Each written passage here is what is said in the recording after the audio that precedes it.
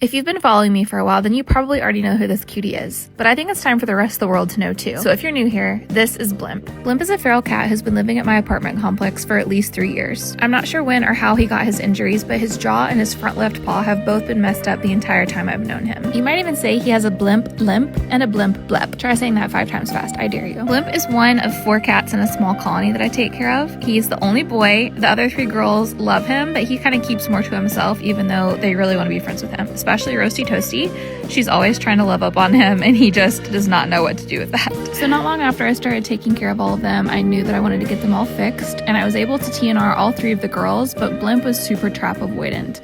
But thankfully, I invested in a drop trap, and then that made the process so much easier. In addition to getting him fixed, I wanted the vet to look at his paw and his jaw to see what they thought his quality of life was, and if we had any options to help him. The TLDR version is that amputation would be the only thing they could do for him, but that really isn't an option while he's still living outside. I kept him in the bathroom overnight while he recovered from surgery and had an absolute breakdown at the idea of having to send him back outside. Getting to see all of his scars and injuries close up for the first time was just so overwhelming, but I'm living in a 1-bedroom apartment and already have 4 cats, so unfortunately keeping him inside simply was not an option. Blimp is the only TNR cat I've ever released that didn't immediately bolt away from me, but it actually is so on par for him because he just kind of slowly walked out and then walked straight under my car where the food was and started eating, and also kind of looked back at me like, yeah bitch, what are you gonna do about it? But this is not where Blimp's story is going to end. As many of you know, I am currently working my ass off to try to buy these cats a house by the end of 2026. Not only for my 4 indoor cats who deserve the entire world, but also for my 4 feral cats. I'm going to be relocating them with me and building a safe, comfortable space for them in my backyard. And because I'll have more indoor space to work with, I'm going to try to make Blimp an indoor cat the same way I did for Cross-Eyed Joe. Blimp has already been through so much, and I want to give him a safe, cushy, happy indoor life. Follow along and let's get these babies a house.